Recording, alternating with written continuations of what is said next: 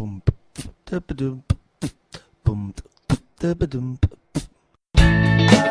guys, Chris Peach here, and welcome to the Money Peach podcast. Hey, do you remember growing up learning how to handle money? Yeah, neither do I. So that's why we're here today, to make your money fun again. You know, we're going to talk about the principles in life that actually matter when it comes to managing your money in a way that works. So sit back, relax, and enjoy this episode of the Money Peach podcast.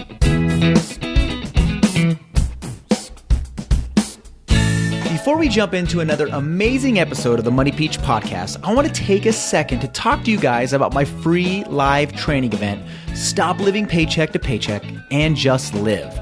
Join me each week on this live webinar where I show you the 4-step system we use to go from living paycheck to paycheck to later paying off $52,000 in debt in only 7 months. And as a bonus for joining me on this live training, I'll be answering any questions you may have during the live Q&A session at the end. So head on over to moneypeach.com/webinar to get registered. What's up, everyone? Welcome back to another amazing episode of the Money Peach podcast. I'm Chris Peach. This is episode 44. Now, there's 3 things that I love talking about. One of them is, you guessed it, is entrepreneurship. But the next 2 might surprise you. I love talking about health, and I love talking about wine. Now, the unique thing about this episode is we're going to hit on all 3 of those because my guest today is Todd White. He's the founder of Dry Farm Wines up in the Napa Valley area. Now, he's also a serial entrepreneur. He's going to share with us all his stories and success stories, failures, wins along the way of becoming an entrepreneur. But he's also going to talk to us about a ketogenic lifestyle that I currently have been living on for the past 5 months and how that ties in to certain wines out there that are keto-friendly, paleo-friendly, low-carb-friendly, overall healthy wines. So without further ado, let me bring on my guest, Todd White. Alrighty, Todd, thank you so much for coming on the show today. Super excited to have you on because we've been talking a little bit before we hit record here, and you and I are on the same wavelength as far as thinking when it comes to especially exercise, diet, lifestyle. So I definitely want to hit on that and then also hit on a number of other things as well. So thank you so much for coming on the show. Todd White, Dry Farm Wines. And so Todd, tell me a little bit about yourself. Tell me what you do currently. Thank you for having me on the show today, and I'm excited to share some biohacks and other kind of secrets of performance with your audience today. But presently, I am the founder and CEO of Dry Farm Wines. Dry Farm Wines is the only health quantified wine merchant in the world. Prior to that, I've been a self-employed since I was 17. So I've been a serial entrepreneur with a few great successes, a few moderate successes, and one disastrous failure. But anyway, so I know a little bit about entrepreneurship.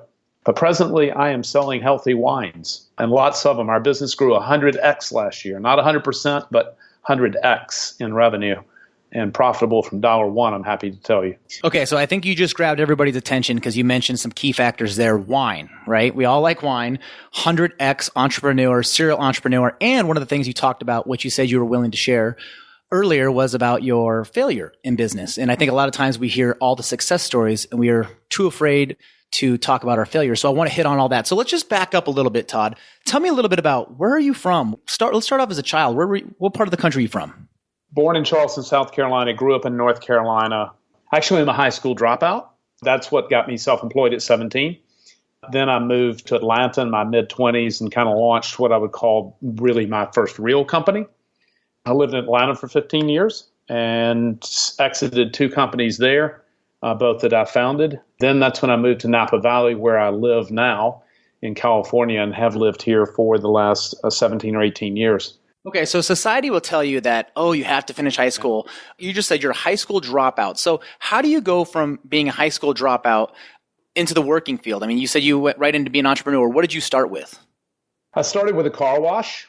So I was like hand washing cars. From there, I launched a landscaping company. From there, I got in the life insurance business, and I sold life insurance actually for 7 or 8 years. Just following that, I launched a retail apartment service. This is pre-internet, where we help people find apartments in what was one of the most explosive relocation markets in the country. That was my first business in Atlanta. Built that company to over $1 billion in sales, about 200 employees.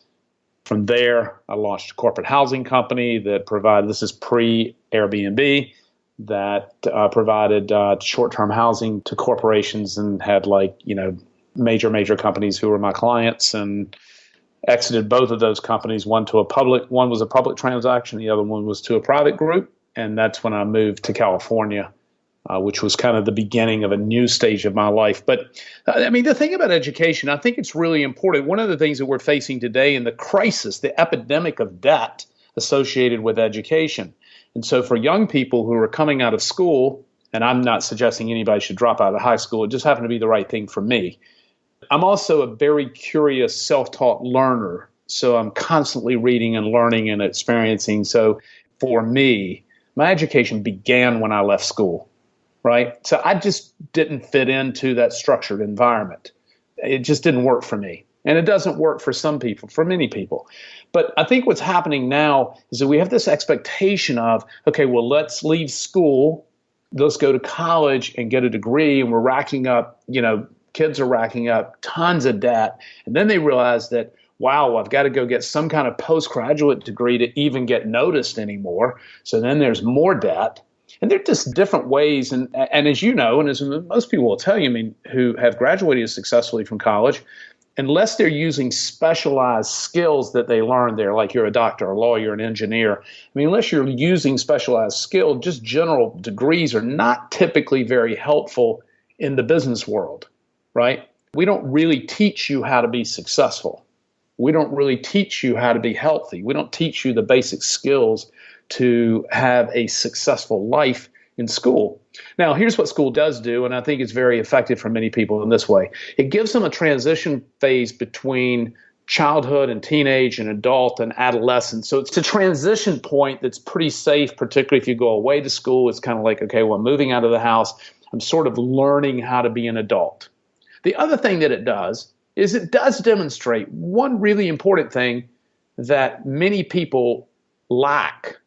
And this is a key attribute of financial success, or what I call financial achievement. I don't like the word success to describe a financial achievement, because success to me is really a joyful, peaceful life that is filled with all kinds of abundance, not just financial achievement. Right? Sure. I 100% agree.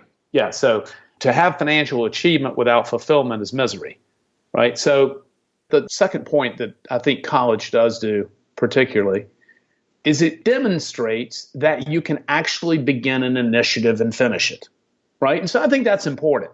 I think that's one of the things that employers value. But the fact is the economy is changing so rapidly. And with the sharing economy and the self-employment economy, so many people are so dissatisfied being inside of the company as we know it today, where there's HR and there's just no sense of soul there. We're just kind of a widget. And so the self-employment economy is booming, as is the sharing economy. So those things, I think the skills needed to achieve financial achievement inside of a self-employment environment is very different than anything you're going to learn in school. I'm glad you said that. I just finished Seth Godin's most recent book, and I 100% agree with you. It's kind of a unique way of thinking. And then I listened to somebody like you, or even when we were reading Seth Godin's book, he talks about how the school system is training people to be sheep. They're training people to, leave college with the expectation that, since I went to school, I'm going to lean on that and I'm going to have success, whatever that might be, with simply going to college, not putting in the work. And so the most successful entrepreneurs, including yourself, that I've had on the show, Todd, they're saying the exact same thing. What you said is the learning really began post-college or post-high school, whatever it may be for you, but that's where the learning is, and it never stops. It never stops.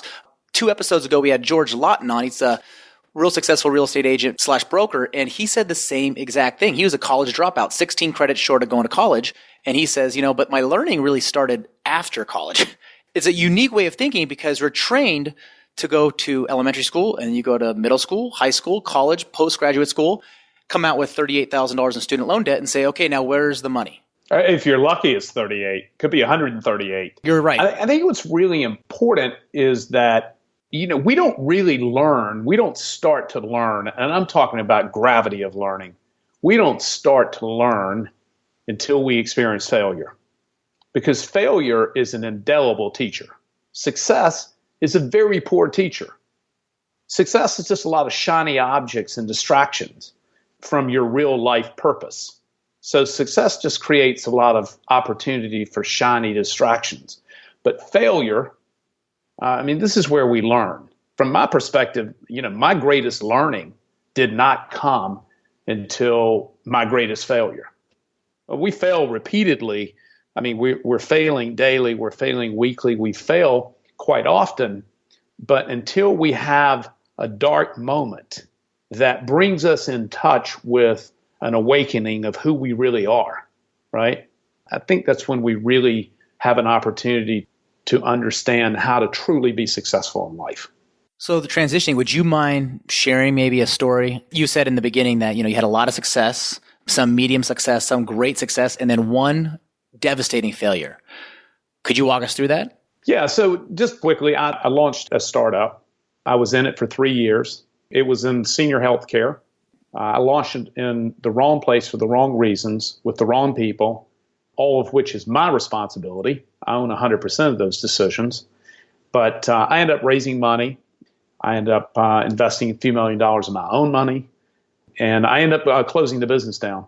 Everybody lost most of their money. When I decided to close the business, I had $500,000 in the bank account. So it was not a disorderly wind down. It just became very apparent to me, and what was the most difficult decision of my adult life, it became very difficult to me. It became very clear to me that this business was not going to be successful for a whole bunch of different reasons. And at the time, it had about $4 million in revenue, about $2.5 or $3 million in debt from angel investors, about $500,000 in the bank when I closed it. So it was one of those decisions, and I often like to say the things we say no to in life are generally way more important than the things that we say yes to. And so we have to learn when and how to say no. It's really, really important. We can also, as entrepreneurs, here's another really, really fatal mistake that gets a lot of us in trouble and certainly kept me in this business much longer than I should have been in it, which is, as an entrepreneur, we are eternal optimists. We believe we're going to win, and that's a very essential part of winning. We believe that we're going to be successful. We believe if we can just see it through, on the other end of the tunnel is going to be a beam of light. We believe that quitting is a bad idea, but sometimes it's just not. And in this particular case, had I not had this failure and had I not quit, I wouldn't have this amazing success and amazing life that I have today that came from both my awakening from the failure, and that awakening happened through meditation, which is the single most important practice an adult can engage in my view. Particularly if successful life is among your objectives, meditation is the foundation for achieving everything that you deserve, the true abundance that is out there for you. So anyway, I was involved in the business for 3 years. I closed it down, wound it down, paid everybody. Nobody got hurt much other than their feelings, and some investors lost their money, and I lost some money. But the process of that, though, importantly, the process of that was great, internalized a deep sense of personal shame, right? A sense of embarrassment, a sense of shame. I'd never failed at anything at this scope in my life, where so many people were disappointed. I was disappointed. I was like, how the did this happen? It was just a disaster. And the biggest part of the disaster was the internalized shame I felt. When we shame ourselves, we begin to lose perspective on any value we have as a person. We just think we're a bad egg. And I went through this kind of grieving process that lasted about 6 months, where I was just sort of paralyzed and nearly broke, and had to sort of rebuild. And that rebuilding, which the foundation of that was meditation, and then, kind of a new plan as to what to do next. That became my current business. Todd, I think one of the biggest struggles people have, though, is knowing when to quit. I agree with you, but knowing when to quit. How would you give advice to somebody that's probably listening to this right now going, okay, I know I'm not supposed to quit, but sometimes, like you said, you have to quit. You have to move on to something else. How did you know it was time to quit? The universe is a powerful mechanism of communication. And so for me, I'll tell you what happened. I was going to have to raise more money. We had cash, but we were burning through it. I was going to have to raise more money. And so I had been deeply struggling as to what to do. I'd considered, well, maybe I close this down, maybe I don't, maybe I change the model a bit. All the things, just the angst that goes on night after night after night at 3 a.m. I can't give anyone advice on how to know what that moment is. For me, it was 4 o'clock in the morning on a Thursday night where I just leapt out of the bed, literally just leapt out. And I said, okay, this is it. I'm done. Monday, I laid off 40 people and gave them severance and announced to the investors that I was closing the business down, which was not a happy moment. I mean, they were not happy. They couldn't understand, well, you need to just stick with this. I'm like, no, I'm done. This is it. It's over. I don't know how to give anybody advice to know what that moment is. I think when you have a relationship with the energy that is your consciousness, when you have that relationship, then you know when that guides you. And if things get bad enough, it will speak to you. That inner voice will speak to you. In my case, it just hit me like a bolt of lightning. It was like there was no other option. This is it. I'm done. It was just something I knew instantly. I mean, once that epiphany came to me. So I don't know. It's hard to say because, the thing is, I've had many, many, many successes in business where things appeared very bleak. And the only option was to go forward. And then you see it through. In the business that I'm in now, there's not been any striving. There has not been any question. There has not been any strife of any kind. It has been a harmonious and beautiful thing since the day it launched. And I've never had a business like this before, but I've also never been the person I am today. And the only reason I'm the person I am today is because of this dark, dark failure that I had, right? The question is, can you recover from that? Can you stand up? And it was hard, man. It was hard. I didn't know what I was going to do. I mean, it was really, really hard. Like I was in a dark, dark place.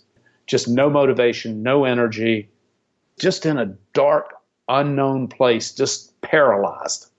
And from that became my awakening, which was from meditation, which I learned from Tim Ferriss, who interviewed Arnold Schwarzenegger and credited meditation with his renewal at one point. And at that point, I was so desperate, I was willing to try anything. Just before that, I had, started Ketogenic Diet, and diet has a huge impact in your neurochemical regulation and your cognitive power. So Todd, first of all, thank you for sharing that, because I know it wasn't easy. I mean, what you're doing is you're making it relatable for a lot of us who are sitting there, maybe getting ready to push the button on quitting, and you have this fear. And it's this fear of, what's the shame going to feel like? What are my friends going to think? What are my business partners going to think? How am I going to get out of bed tomorrow after I make this decision? So it sounds like, now hindsight's 2020. Would you say that quitting at that moment was pivotal for your success today? Well, I mean, it was pivotal for my entire journey of awakening, which is to a joyful life, by tapping into your consciousness and inviting and receiving the abundance that we all deserve. And so, yeah, let's be perfectly clear, very dark, so much shame. It's hard for me to even look back to imagine the level of shame, because I couldn't face that today, because I don't think I'm not that person anymore. But it was so dark and difficult and so much uncertainty. Mainly, all of this is manufactured. We create shame. We create doubt. We create fear, right? But this is after a long record of many successes. I just didn't have the full formula together around how to tap into conscious abundance. I would have never learned that. I would have never had that experience had I not had this very, very dark moment of grief and shame, of where, it was just like, it's naked. Everybody knows that you have failed at this monumental proportion. And single-handedly, because I believe as an entrepreneur, Well, I believe in life that we're all responsible for our behavior. And who I was prior to my awakening was not healthy. I was greedy. I was focused on money. Money should never be your focus. Money should be the outcome of value creation. And so when we make money our reason for doing something as opposed to the result of doing something, that's when our values get misaligned. And unfortunately, in the United States, and it's also become a global problem, we have put money as kind of the barometer for all that is deemed to be successful, right? And so just because you have the ability to create some financial achievement is not a barometer of life success. It just means that you have the ability to create financial achievement. And oftentimes that is done by sociopaths and narcissists and people who have deep disturbances who push their way around in the world to collect money. But they're not living a joyful life. I mean, they're not satisfied. They're not they haven't reached a pinnacle of any kind of life success. They just demonstrated the ability to create money. I just don't think that's very important. I don't think it's very impressive. I don't think it creates a joyful life. One of the things that you had just said about providing value is it takes me back to something that I think Zig Ziglar said in the late 70s was, if you help enough people get what they want, eventually you'll always have what you want by just providing value. Not focusing on the dollar amount or the financial success, but providing value for others in the marketplace. Right. I mean, it's pretty simple, but I think we oftentimes get caught up, and particularly with the media, the whole thing is just feeding around this frenzy of, the unicorn. And so what you don't read about is that 90% plus of all businesses fail in the first 3 years. Being self-employed or launching an entrepreneurial endeavor is fraught with risk. And, what we hear about are Airbnbs or Mark Zuckerberg or, the 50 best leaders or the Snapchat public offering this is what we hear. So we're just programmed to believe that this is easy and that this can happen. And also that it's kind of the utopian of existence. And it's just not. Money does not buy you happiness. And anybody who believes that money contributes to happiness has obviously never had money, right? It's useful. It's a great tool, but it's not utopia. But that's where when we get our values, when we place our values in the wrong place, it actually makes success way more difficult. It makes success way more difficult when we get our values misaligned and when we're chasing money. And so what it does, I'll tell you, I love this from Tony Robbins, and I think this really defines it. When we live a life of expectation instead of appreciation, that's when things go wrong. So when we start expecting other people to do something to benefit us, as opposed to living in a moment of presence and gratitude, that's when things start going on. And living a life of expectation defined my most recent failure. I mean, I had spent a whole life doing it, and I had been successful any number of times.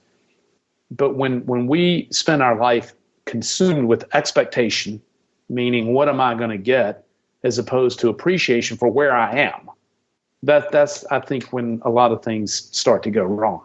I'm loving this. I mean, I'm learning so much from you just talking right now. And I 100% agree with this. That's why if you could see me right now, I have a smile from ear to ear. One of the things you had said too that rang a bell with me is I remember listening to that same podcast interview with Arnold Schwarzenegger on the Tim Ferriss show. And I remember him talking about meditation. I've tried meditation, Todd, over and over again. I had a guest on the show 2 weeks ago. He's tried meditation. For some reason, whatever it is, we struggle with it. I think one of the biggest reasons is I hear meditation. I hear this, but I don't quite understand what it means, how it works. I know there's different ways where you can be coached through meditation. You could do it by yourself. You are saying that this has been monumental for you. Can you kind of just dive us in a little bit on how your meditation works? Maybe give us some ideas of how we can do this ourselves? Right. So here's the two common answers to meditation that people most often say. First of all, they say, I can't stop thinking. Well, the goal is not to stop thinking. The goal is to quiet the mind, right? That doesn't necessarily mean you're going to stop thinking. And so we place too high a measure of success, particularly from type A personalities who want everything right now. Meditation is a practice, and that's the reason we call it a practice, because with practice we become better at it. But we have to be able to be willing to set through what is a transition period, just like with the ketogenic diet or any other fitness program you're going to have. This is mind fitness. This is like a warm bath for the mind. Meditation is the single most powerful practice an adult can have. And if you're interested in being successful in life and with financial achievement, it is simply the most important foundation, period. Number two reason that people say that they don't meditate is that they don't have time. So I would tell you, if you don't have time to meditate, you need to meditate more than ever, right? Yeah. Here's how my meditation practice works. And I'm self-taught. I did some research and studied things and took a couple of courses, but basically self-taught. I begin meditation with breath fitness. And the foundation of that is the study I did with Wim Hof. I took the Wim Hof method video course, and then I actually studied with Wim Hof in person on 2 occasions. And much of your audience has probably heard of the Wim Hof method, but it is a breath work exercise. So I begin my meditation practice with heavy breath work. And this, I think, is very effective because when you're doing intense breath work, it's impossible to think about anything else. You're just focused on your breath. You're focused on your breath work, and it's an intense exercise. So it sounds like this. Right? And when you're doing this kind of 50 repetitions and then breath holds that the Wim Hof method calls for, it's impossible to think about anything other than your breath. And from that, I then go into a concentrated meditation, which lasts about 20 minutes. So my whole practice is about 40 minutes. And I also do group journaling and other things in the morning. But my meditation practice is where I begin every day. That's after I make up my bed. So one of the greatest biohacks of all time is making your bed up with pride and purpose as soon as you get out of the bed. And what that does is it sets your day with intention, and it gives you an early win, and it creates some immediate order in your life. Right? It's just a very simple exercise, but very powerful. It just gives your room order, and I take pride in it. Like, I want that top to be smooth and look good, and so it's like takes me 2 or 3 minutes. And it really gives me an early win and sets my day with intention. Following that, I go into breath work and meditation. But the reason meditation works and why people who practice it on a regular basis talk about it so much and why it's so buzzy in the biohacking community right now, and to define biohacking for your guests who don't know exactly what it is, biohacking is the art and science of how we use our behavior to influence our biological and neurological outcome and optimize life with it. Diet is a biohack. Meditation is a biohack. Nootropics are biohack. So it's like it can get as kind of wacky as you want, but it's just changing your diet is a biohack. So anyway, the reason I think meditation is the single most important biohack of all time is because what it does is it trains your mind to be quiet. And over time, what happens then is you're able to transfer that quietness and that moment of presence into your everyday life. And you're able to rewire your brain. So it teaches us to do things like to be non-judgmental. And when we remove judgment from our life, this is when we start to find real graciousness. It trains you to extend your response window. And let me tell you what I mean by response window. And this is really important. Your response window is that time between when you get a stimuli and your response to it. When somebody cuts you off in traffic and your immediate response to it. So what meditation is doing is it's teaching you to expand that response window so that response window between whatever the external stimulus is and your response, that window of time is your power and freedom.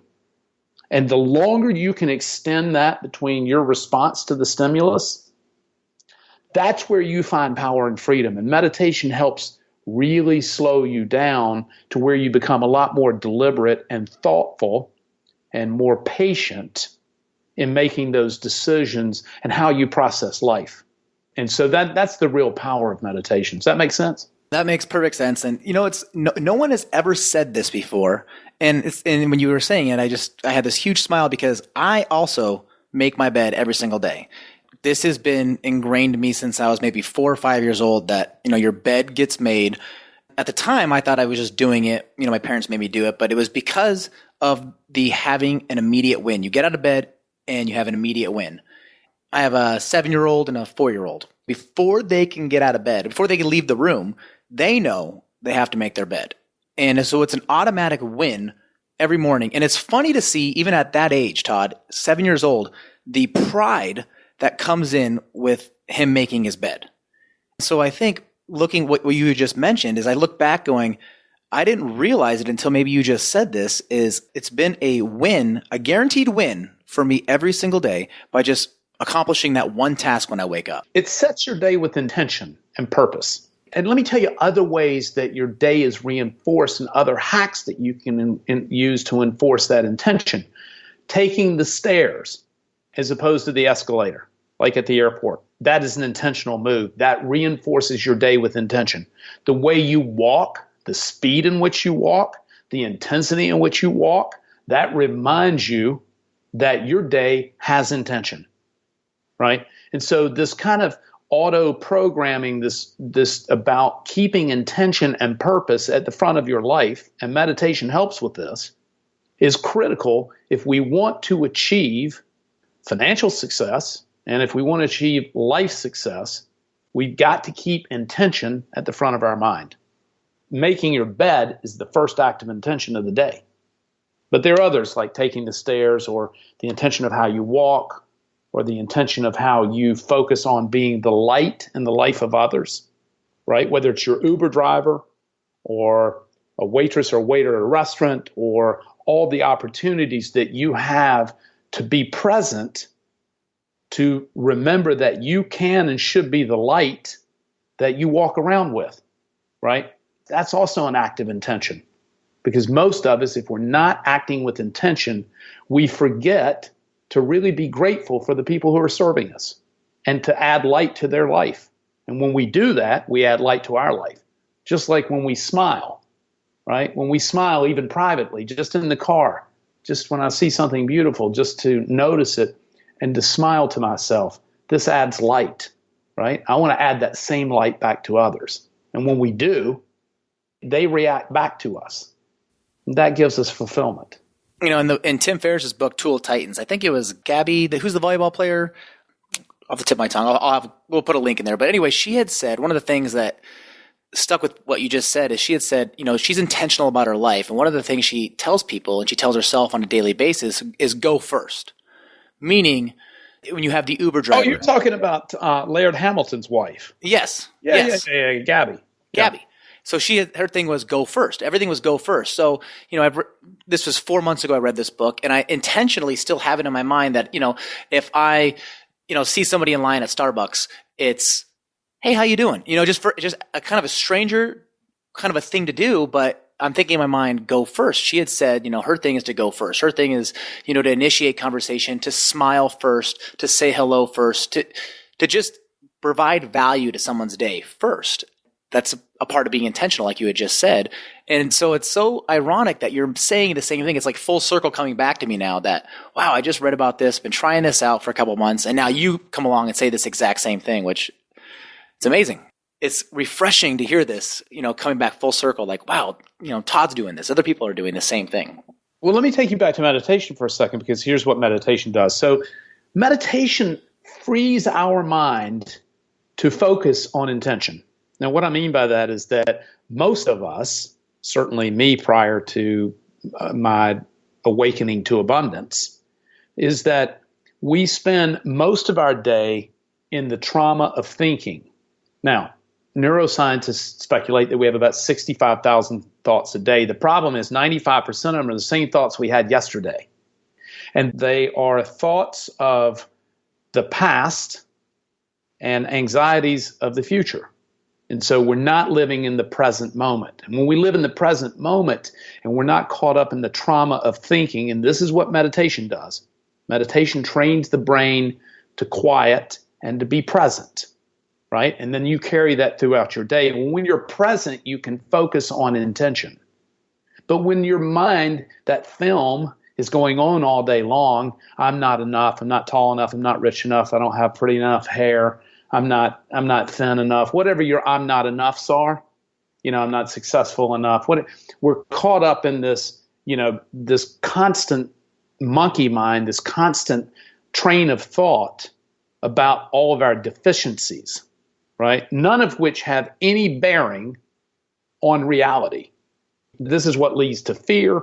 Anxiety leads to fear. This is what keeps us from taking the correct actions.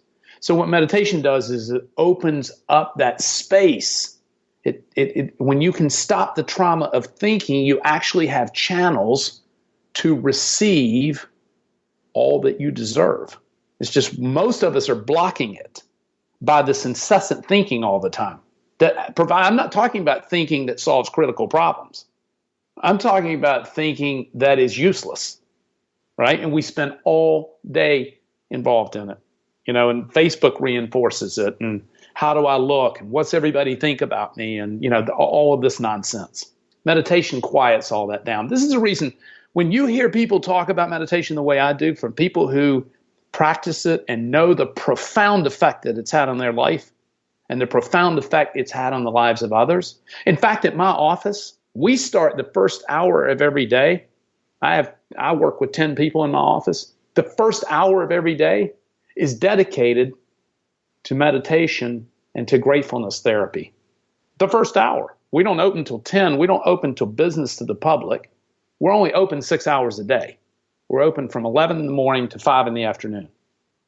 And the first hour from 10 to 11, before we open, is actually group meditation and gratefulness therapy and visualization and affirmations for a full hour before we start our day. Wow, that is cool. Dude, I'll tell you that it's revolutionary. I mean, it's like people, I just sat in a session this morning. I travel a lot. I happen to be in town this week. And I mean, it's just amazing. It's amazing how deeply dedicated these 10 people are to this practice and what a profound impact it's made on our business. Are you tired of living paycheck to paycheck? Are you lying in bed awake at night wondering how you're going to pay the next bill? How you're going to save for kids' college? How you're going to pay off that debt? And when are you going to take that dream vacation that you guys have been talking about forever? Well, stop worrying about it and head on over to awesomemoneycourse.com and see why students all over the world are now taking back control of their money. They're now in the driver's seat of their financial future. awesomemoneycourse.com. awesomemoneycourse.com. So one of the things I want to transition now, because you've mentioned it a few times, and I've never told any of my audience this, but one of the things we have in common is we both are big believers in the ketogenic diet. So I started the ketogenic diet myself January of this year. A friend and I, we actually did a 5-day fast to put us into ketosis faster. We have been doing, we call it keto, but we've been in a ketosis state, about 2.0 millimole per liter, maybe a little bit higher depending on, depending on the week, the day. But we've been doing this. It's a huge benefit in my life as far as brain function. And it sounds crazy to say that, but what I tell people all the time, Todd, is I didn't realize I was in a brain fog until I got out of it. So now I'm doing this, and now I talked to you this morning, and you're saying, yeah, I've been doing it for 3.5 years. So tell me a little bit about, I want to hear it from your point of view, why a ketogenic diet? Gosh, we could talk for an hour on this topic, but let me touch on a couple of points. So most people begin a ketogenic diet to break through a weight loss plateau. That's why most people experiment with it, because hands down, scientifically, unequivocally, it is the most efficient way to lose body fat in terms of diet programming. Here's the way I look at it. Weight loss, which is the reason I did it as well. Weight loss is really a side effect of the ketogenic diet.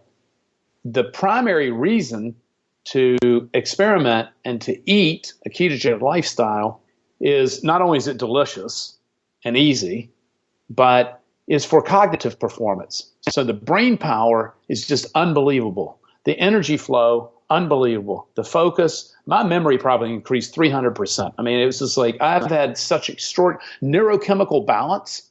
And you talk about like for most type A personalities, I'm sure you included, and I can tell you for most entrepreneurs, we suffer from varying degrees of neurochemical imbalances. So like I would suffer from just kind of dark days. I wouldn't call it clinical depression by any means. I was never medicated or anything like that, but just off days.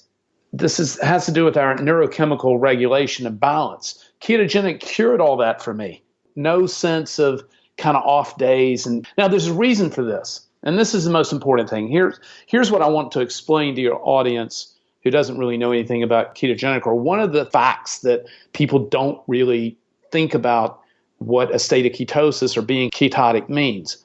Here's why we evolved as humans, why we evolved to be in a state of ketosis. So for most of the 2.5 years we've been walking around as sapiens, so the cognitive revolution was 70,000 years ago, agricultural revolution was 10,000 years ago, and the science revolution is only 500 years old.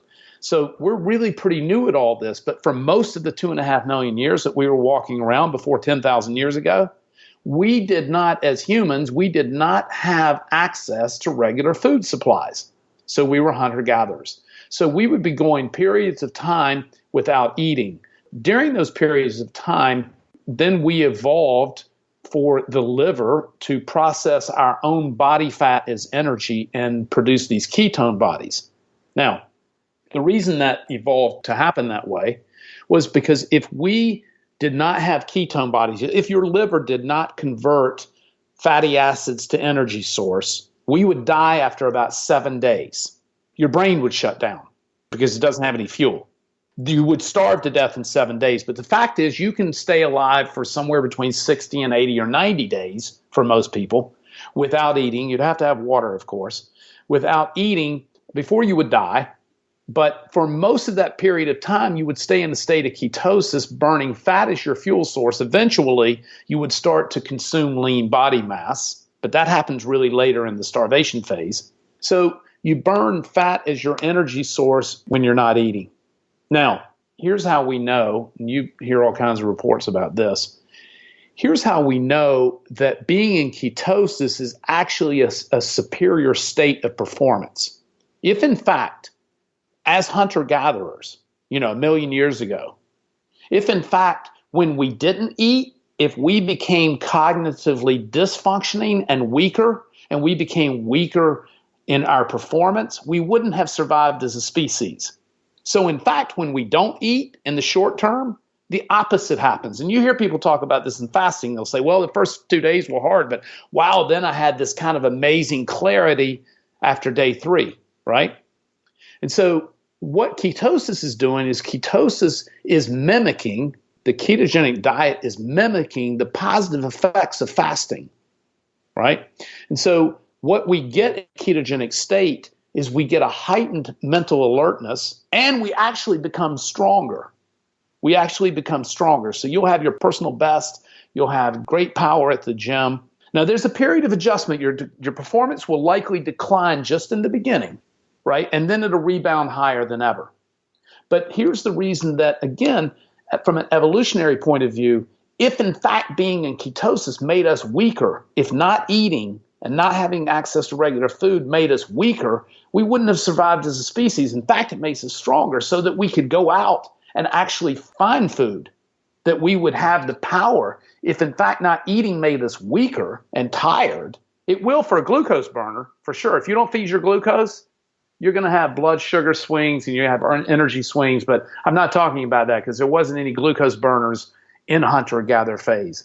I'm just saying because most people were in a state of ketosis most of the time, except when they were able to find abundant food sources. And that's the reason that insulin, stores body fat for periods of famine, right? So, this is all related. The problem is we eat too much, we eat too often, and we eat the wrong things, right? So, as you know, you may have mentioned early on, or at least we talked about, I only eat once a day.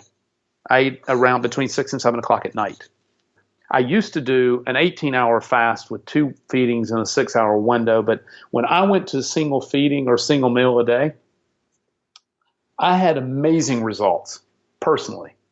It doesn't work for everybody. My entire staff, all 10 of us, are ketogenic, and all 10 have various regimens of intermittent fasting. I'm the only one that's consistently on a 24-hour fast. But, it's fun to experiment with these things. And the main thing you learn from fasting is, eating is largely a social narrative. It's an emotional narrative. It's not that we need to eat unless we're glucose burners. Now, if you're a glucose burner, you have to keep feeding. You have to keep feeding the beast, right? Or you're going to get low energy swings. But once you become fat adaptive ketogenic, once you're a ketone burner, eating is largely an emotional narrative.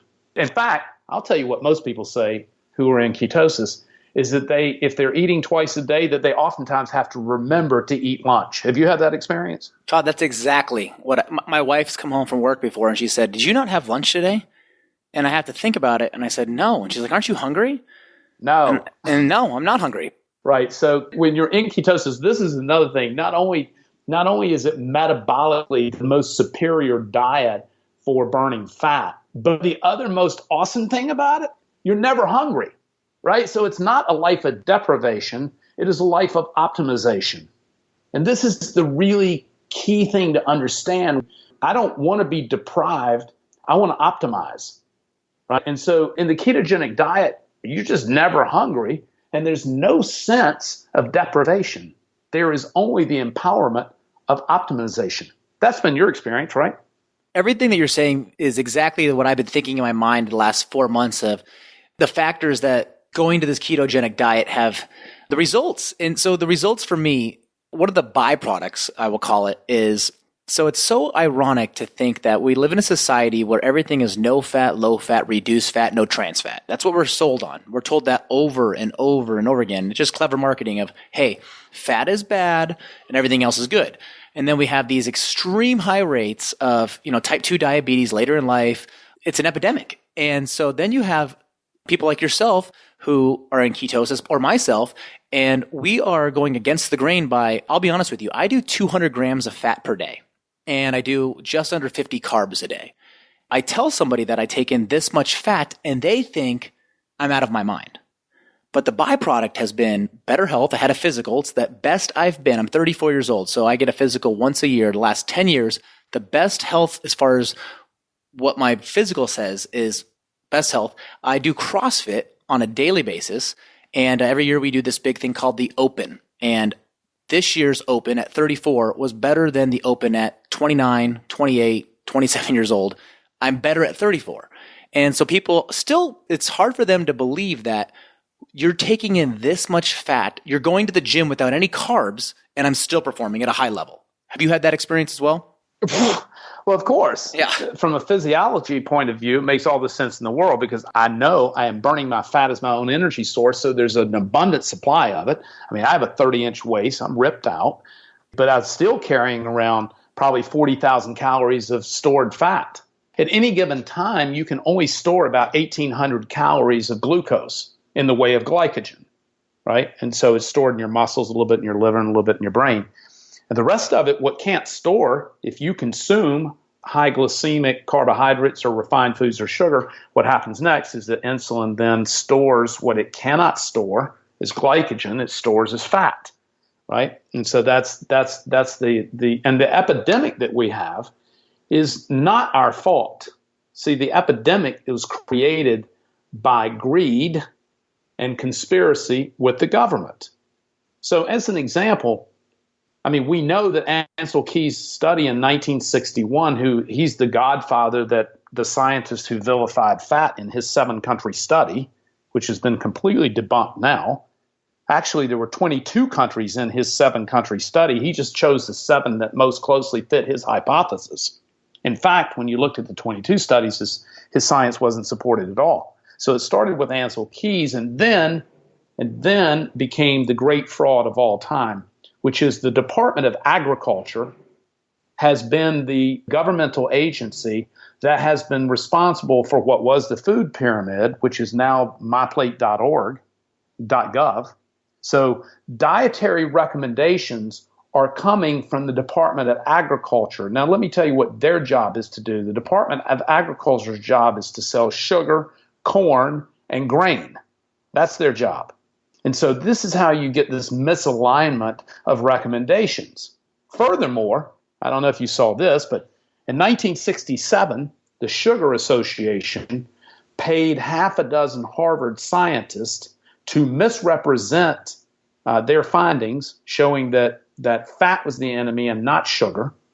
One of those scientists, they're all dead now, one of them, following this study, went on to become the top scientist at the Department of Agriculture and one of the leading proponents for early dietary recommendations.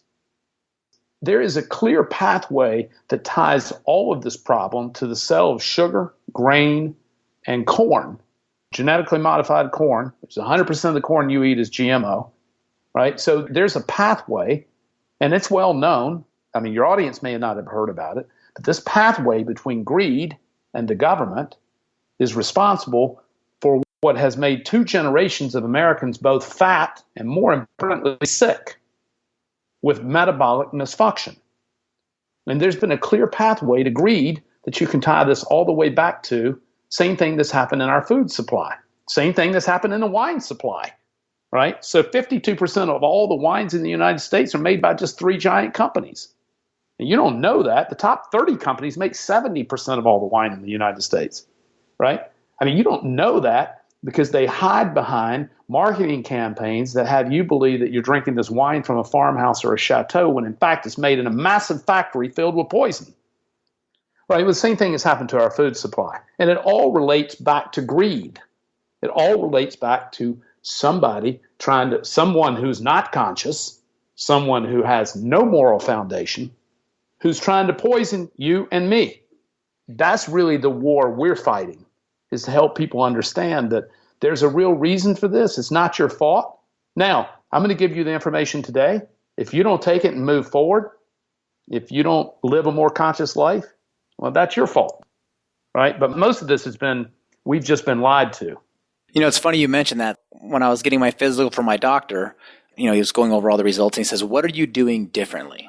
And he kind of smiled, so I knew this was a good thing. Because I'll be honest with you, this was a test for me. So when I started the ketosis diet, from what I've been taught through school, through the food pyramid, through, what the government tells you about food, is I was a little worried thinking, okay, I'm taking in a tremendous amount of fat here. Let's see what the results. And then I get the results and I start telling him about the ketosis diet and he starts smiling. He opens up the cabinet behind him and he has all these walnut oils and basil oils. And so he tells me himself that he is also doing a ketogenic diet, and he tells me the exact same story you just told me about the Harvard study that was a complete sham. And he said, he went even a step further, and he said, and these same people that were backing this, the same group of people, are also now lobbying the drug companies, or they're part of the drug companies, for metformin and the medications that when you do become a diabetic, type 2 diabetic, and you have to live off of, and it's this full circle of greed where we're going to get you in the beginning with the food pyramid and tell you that fat's bad and grains and sugars are what you need. And then when you become a type 2 diabetic, we have a medication for you on the back end. Well, the whole thing is crazy. I mean, here's what's wrong with it. And that's very unusual. Your doctor, most conventional docs know nothing about the ketogenic diet, or they confuse it with ketoacidosis, which is a fatal condition that can happen to type 1 diabetics. So you're very lucky that your doctor actually even knows what it is, much less practices it. But here's what's happened in conventional medicine. We focus on treating disease as opposed to preventing it. There's not a lot of money in preventing it. There's a lot of money in treating it. So again, this ties back to greed from people who have poor moral foundation, who believe that, the barometer of success in life is how much money you can make. And as we talked about earlier, that's just not a quality barometer. That's what we've come to believe, and that creates sociopathic behavior from these executives who have no moral foundation and are selling all these crazy pharmaceuticals. So until we take ownership, as you and I have done, and much of your audience has done, and hopefully more will do, you have to take ownership of the health of yourself and your family. You have to be independently curious, and you have to experiment with things that others may tell you is crazy. You have to experiment. And when you start following biohackers, and when you start following people like you and me and others who have already gone ahead and done what others may have thought were some crazy stuff. And then you have Dominic D'Agostino, who's a friend of ours and endorses our wine, and because we're the only ketogenic wine merchant in the world. So it's like, when Dominic's out doing great work, I mean, he's just been a trailblazer, just an amazing scientist. And so things are starting to happen. The other thing is, this is also super powerful. While social media can be very distracting to a healthy life, we can say that social media, particularly Facebook, gives us a real channel to talk to each other and really communicate this science and research, where before that, we were also largely dependent upon traditional news sources to bring us the information that we were getting. And so now we're bringing each other information. I mean, if you go to my news feed on Facebook, it's just jam-packed with ketogenic research and articles and diets and a lot of validated support for this. So social media has been super, super helpful in getting information out there. Dominic D'Agostino is super active on Facebook. And, so this is a benefit in that we can get the information out there quicker and in the hands of people who can use it. Todd, my wife and I are big wine drinkers. We actually, believe it or not, here in Arizona where I live, we grow grapes here. We do grow grapes here. There's a couple tasting rooms about an hour from our house. So occasionally we'll go up there and we'll do, just some tastings of different Arizona wines. And so one of the things I do know is when I go and have a weekend of wine drinking, that I will kick myself out of ketosis momentarily. This is what interests me now, is talking about a ketogenic wine. Let's talk about your wine. Yeah, just real quickly. So we are the only, not only keto wine, but we're the only health quantified wine merchant in the world. So our wines will not take you out of ketosis, which is the reason that Dominic endorses them and has done a number of public posts on them, including using his Precision Extra glucometer and ketone meter to publish his results. We're all ketogenic. We drink a significant amount of wine and do not come out of ketosis. Here's the reason why. Most wines contain sugar. Our wines are sugar-free. We do independent lab testing on every single one of them. So we don't actually make wine. We acquire wine from small family natural farms in Europe. There are no wines made in the United States that meet our criteria. And because they're sugar-free, in addition to all naturally made, chemical-free farming, chemical-free winemaking, there are 76, this is again about greed and conspiracy with your government, there are 76 additives approved by the FDA for use in winemaking. Now, you don't know that because the wine industry has fought vigorously and successfully with tens of millions of dollars of lobby money to keep contents labeling and nutritional labeling off of wine. So wine is the only major food group without a contents label on it. So you don't know what's in it, and there's a reason why they don't want the label on there. Is because they don't want you to know what's in it, because I'll tell you what it would look like. It would look like the rest of processed packaged foods and have a whole bunch of chemicals and names on there you didn't know what they were, that would be very confusing and alarming to the consumer, because the average consumer believes that when they buy a bottle of wine, they're buying a bottle of fermented grape juice. But I'll tell you that's not usually the case.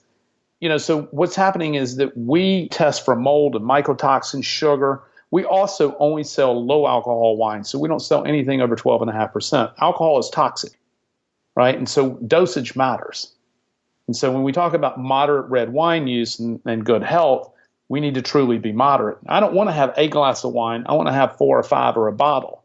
And when I dial the alcohol back, I'm able to do that without any adverse effects. So our wines produce no hangover, no brain fog. It's just truly an exceptional experience. And you can go to our website at dryfarmwines.com, and it tells the whole story and the science behind what we do. And rather than, since we're coming up on time here, no reason to get into all of the details of how it works. But from the ketogenic perspective, it's because our wines are sugar-free. And most wines you're drinking contain sugar, and that's the reason they kick you out of ketosis. Well, and besides that, I like the idea of no hangovers. And I'm at the age now, Todd, where I don't drink wine to get drunk. I don't want to be drunk anymore. No, of course not. I just want to enjoy it. I want to be high. Yeah. I want a slight lift in euphoria. What wine does is, in the right dose, and we believe that's low alcohol. And I don't want to get up in the morning feeling like I've been clubbed over the head, right? So it's like, I want to get up and meditate, right? So what wine in the correct dosage does, and we only drink at night. We don't drink during the daytime. It's very, very rare I'll have any kind of wine during the daytime. But we drink around the dinner table, and that's with family and friends. And what our goal is to have, this is the reason it really works really well, is that you have this increase in euphoria, right? You have this kind of lift. At the same time, you have an elevation in creative expression. And this is all still occurring at the right alcohol dose because we're staying cognitively connected. And this is when we start to bond, when the window of vulnerability lowers down a little bit, and now we're sharing at a higher level about who we really are. And when that happens, then that's when intimacy and trust is created. And that's the reason alcohol is very effective for that in the right dose. The problem is when the dose gets too high, then we leave cognitive connection, we leave creative expression, we leave euphoria to get drunk. That's just not very useful for the human experience. Look, if you're going to drink from time to time, me included, from time to time, we're going to get overserved. But these should be glorious exceptions, not routines, right? It's going to happen. You're going to be somewhere where it just gets big. That's going to happen. We can forgive ourselves. But day in and day out, we need to be focused on how to use alcohol in a healthy way. And the very best way to do that is to get a clean wine that's low alcohol. Most of the wines I drink are between 10.5% and 11.5% alcohol. Because what I'm looking for is a gentle buzz. I like to get high. I do not like getting drunk. Although I'd tell you, it happens from time to time. It happens. What is the price point on these wines? Our wines average $22 a bottle. Really? Yeah, they're not expensive. Wine need not be expensive to be. These are all artisan-made, all natural, chemical-free, additive-free, nothing in it but fermented grape juice, low sulfites, low alcohol, all independently lab tested by us. We reject about 70% of the wines that we test. Right? You'll feel a material difference. I should have already gotten you a box of wine out in advance of this podcast so you could actually experience it, but I'll get it right out this afternoon so you can experience what I'm telling you. And then most of the podcasts that I do, the folks have already experimented or drank the wine, so we have something to talk about, but you and I kind of got together real quick on this. Let me tell you what we are going to do for your audience in the event that they'd like to try. We're a wine club, and you can buy 6 bottles or 12, red, white, or mixed, however you want it, and on whatever delivery frequency you want or don't want. You can get 1 box and cancel. There's no obligation to stay in, but most of our customers are regular wine drinkers who want to drink in a healthier way.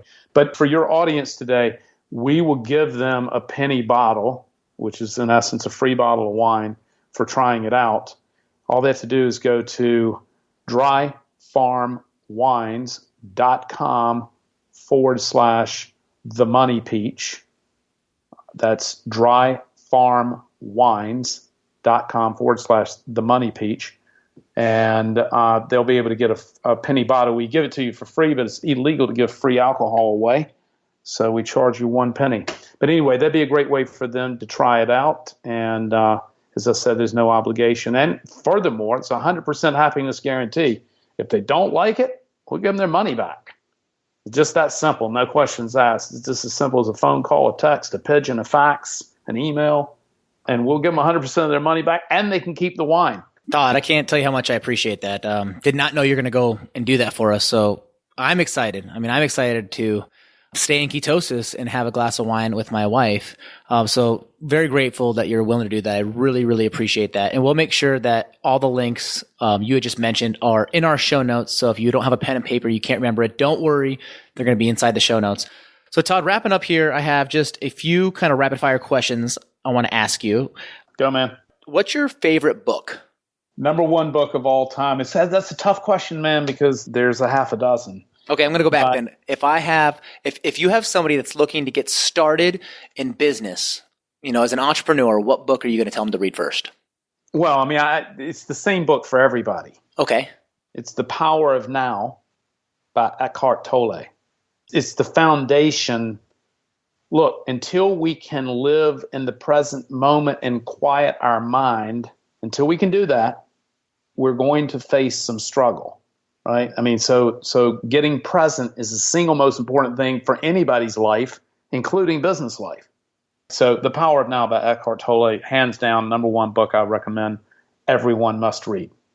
Okay, we'll have that in the show notes as well. Second question is, you get 1 week away to go wherever you want in the world. Where do you go? Number one, well, domestically, hands down, Big Sur, California, on the coast.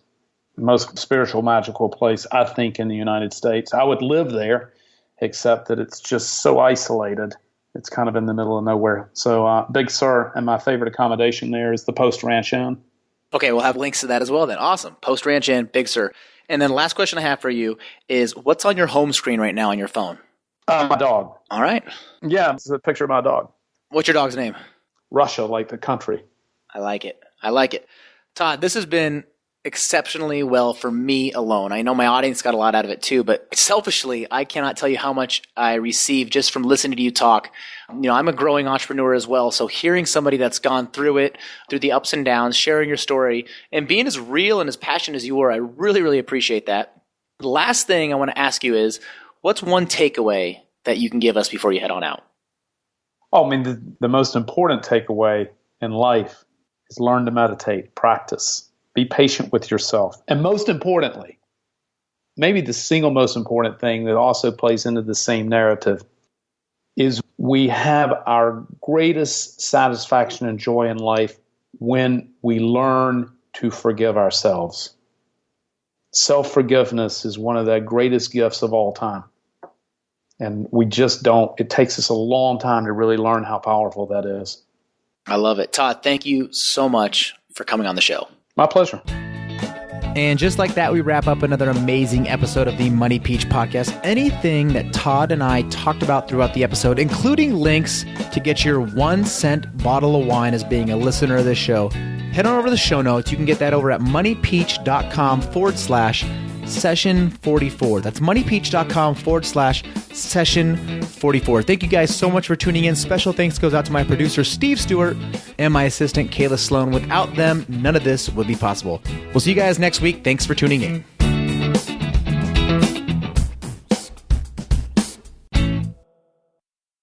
Boom,